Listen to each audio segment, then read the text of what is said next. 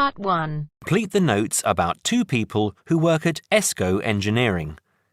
First, you have some time to look at questions 1 to 5.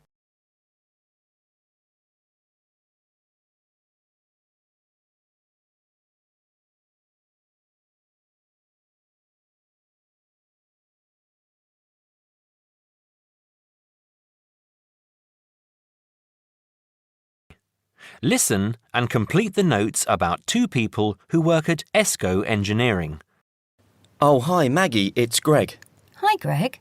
I'm phoning to check some information about some of the staff. I'm putting all the staff data into new files, and I noticed that I don't have files for two people. I think you might have them. Oh, really? What are their names? Peter Austin and Jane Moore. Let me have a look. Yes, I've got them here. Shall I send them to you? No, you don't need to. Just give me the information now. I can write it on some new files. I don't really need the photos if you've got photos there. OK. Well, Peter Austin first. Now, is that Austin with an I or Austin with an E? It's AUSTIN, and his address is 110 Argyle Street, Tunbridge Wells, Kent, TN3 5RQ. 110? Uh-huh. And his phone number? It's 07984 645 792. OK. And how old is he? He's 47. 47. And what about his marital status? He's married. There's a note here that he has 3 children, 2 boys and a girl. OK. And finally, when did he join the company? He started with ESCO in August 2003. Thanks, Maggie. Before you hear the rest of the conversation, you have some time to look at questions 6 to 10.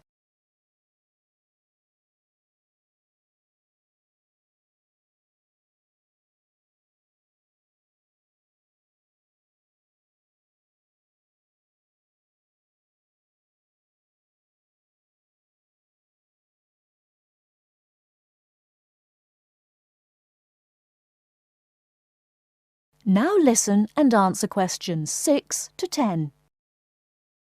Now, what about Jane?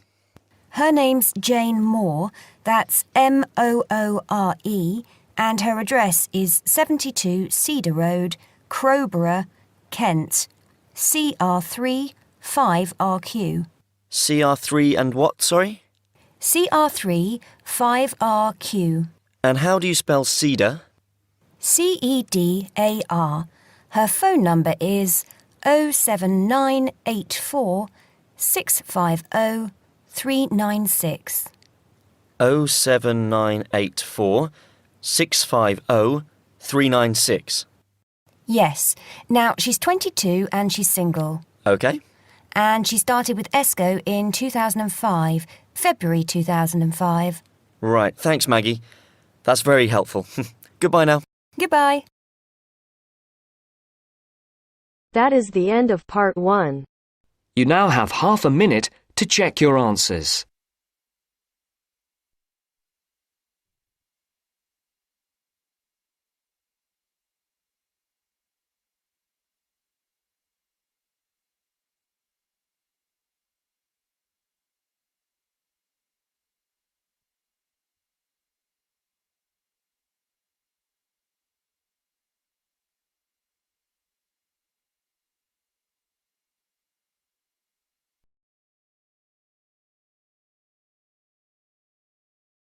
Now turns to Part 2. Part 2. You'll hear a tour guide talking to a group of visitors about Bestley Castle. First, you have some time to look at questions 11 to 15.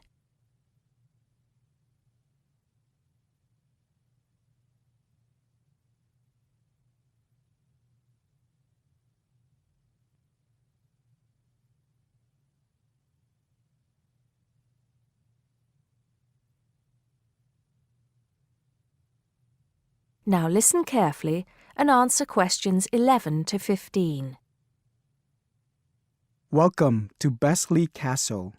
It's nice to see so many of you here today. Before we go in, I'd like to tell you some information about the castle, the things to see and do, and the facilities available to you in the grounds. We'll do our best to make this a truly memorable visit. Now, the castle grounds are quite big, and we don't want you to get lost, so I'm going to give you an idea of the layout. At the moment, we are at the entrance, and immediately to our left is the Tourist Information Office. Go here if you need any questions answered. They'll be happy to help. And of course, behind the tourist office is the car park where the coach dropped you off, and it'll also pick you up from the same spot at 5 p.m. today. In front of us are the water gardens. If you stroll through, you get to the North Bridge, which is the entrance to Besley Castle. Take your time and enjoy looking around the castle. There's a lot of history steeped in those walls. As you leave the castle via the South Bridge, you'll be greeted with the sight of roaming deer. During the day, there will be scheduled feeding opportunities where visitors can get involved. However, we do request that you do not feed the deer outside these times. To the right of the deer park is the Castle Museum, and behind that is our award-winning restaurant. It's a relatively new addition to the castle grounds, but is fast gaining a reputation for its food. Alternatively, you can choose to dine in the picnic area on the other side of the deer park. It's perfect for the family as it's next to the kids' play area and homemade ice cream hut. We hope that on your way out, you'll pop into the gift shop by the exit for something to remember us by. Before you hear the rest of the talk, you have some time to look at questions 16 to 20.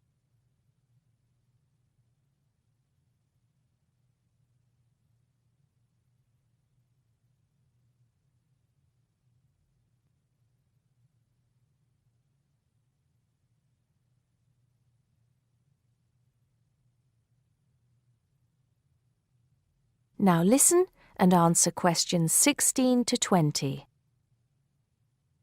Admission to the grounds is free for all. That includes the museum, gardens, and picnic area. There is an admission fee for the castle, which is £6.50 for adults, with a 10% discount for students and retired people. Children under the age of 16 pay half adult price, and under 8 go in free. There are many spectacular events throughout the year, and for most of them, there's also an admission fee. As these events are in high demand, it's a good idea to book well in advance. Some of the exciting events planned for this year are the Summer Medieval Festival, where you can watch old-fashioned knights and experience a feast in the halls of the castle, as if you were a guest of King Henry VIII himself. There are several concerts planned this year too, including a rock concert at an admission price of £10 per person and a special jazz concert which is free to the public. I'm sure you'll agree that all tastes and ages will be satisfied. One scary but extremely popular event is the annual Haunted Castle event at the end of October, where the castle comes alive at night. Why don't you come along if you're brave enough? Another sight to see is the fantastic firework display on November 5th, and the cost of that includes refreshments. We also have a long tradition of raising money for charity. The charity event held every year on the first day of May will this year be an archery contest. Entrance is free, but donations are certainly welcome. This year, we'll be collecting money on behalf of a charity for elderly people, Age Concern. Just in case you can't remember all of that, you can pick up a leaflet showing the timetable and prices for all events from the Tourist Information Desk.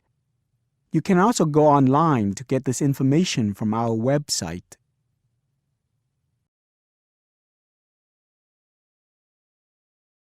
That is the end of part 2.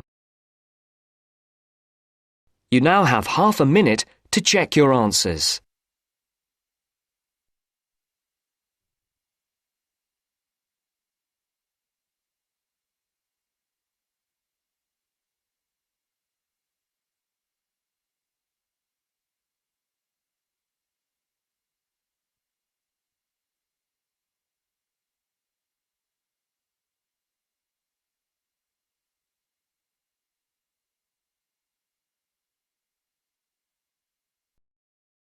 Now turns to Part 3.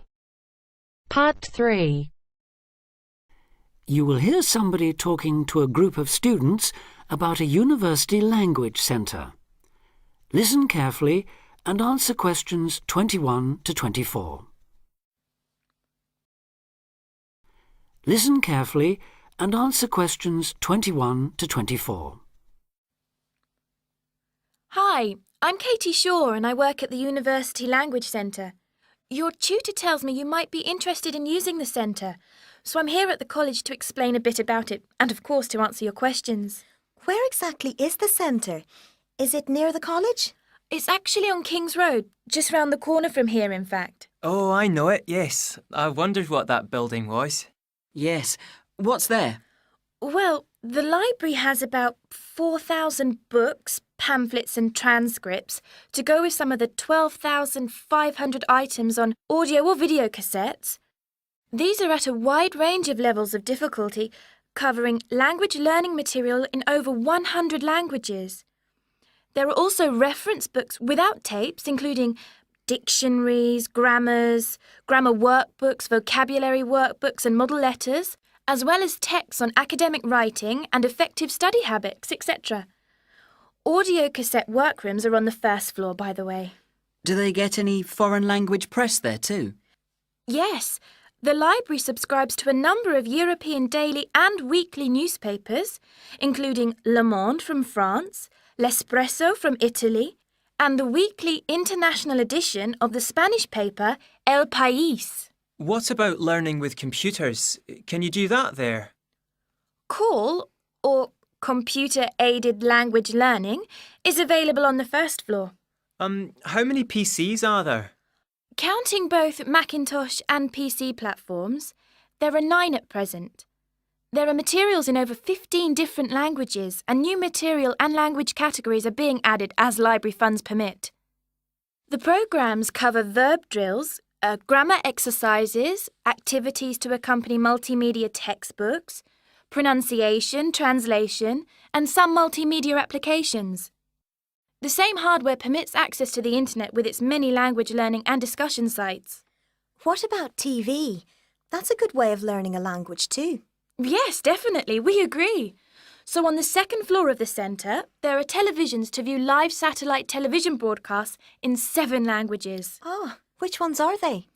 Currently, we've got Arabic, French, German, Italian, Portuguese, Spanish and Russian. Turkish broadcasting can be viewed live on request. The centre records the news in French, German, Arabic, Italian, Japanese, Spanish and Russian, and English too. Before you hear the rest of the talk, you have some time to look at questions 25 to 30.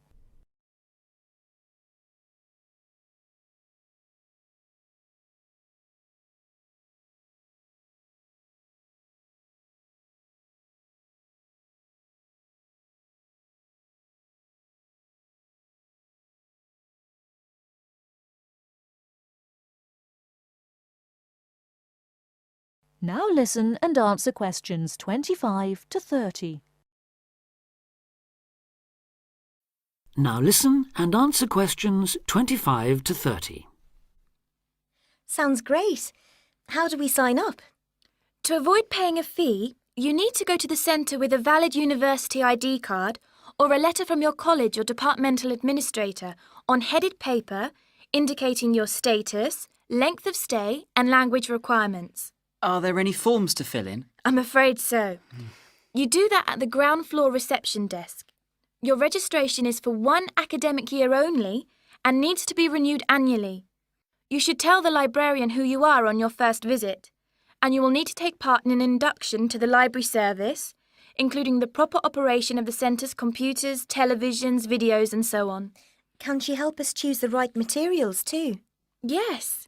The librarian can give advice and assistance in locating material, making best use of the texts and tapes and so on. Let her know which language you want to study and what, if any, knowledge of it you already have. Also, say what reasons you have for learning the language. Your answers will help the librarian help you make the best choice of books and tapes for your needs. She can also offer you advice on how much time is needed to make progress in the language, and can offer suggestions on how to improve your language learning techniques. Can she copy tapes for us to take home, or can we borrow them? The library is a resource centre and reference library only. You can do as much self-study listening and reading work there as you want, but it's not possible to take home materials, that's to say, books or cassettes. And copyright law doesn't permit the library or its staff to make copies of cassettes for use by students outside the centre. All material must be used on the premises, I'm afraid. This ensures the materials are always available for students working on their own and not out on loan for long periods, which could harm users' progress. So, if we can't take books home, is it OK to photocopy them? The library staff will handle any photocopying, though international copyright law prohibits users from copying more than 5% of any one title in the academic year. You place a photocopy order with the librarian or an assistant, and orders will be processed between 1 and 2 o'clock or after 5:30. How much does it cost? 10 pence per page. Payment is by photocopy card, which you can buy from the information desk on the ground floor.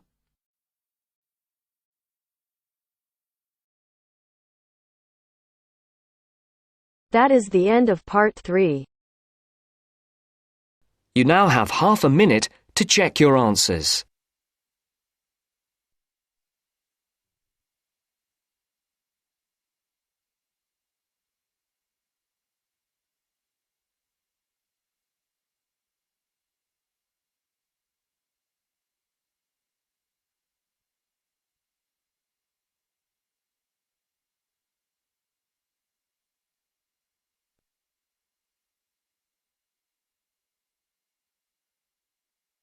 Now turns to part 4. Part 4. You will hear a talk on seasonal affective disorder. First, you have some time to look at questions 31 to 40.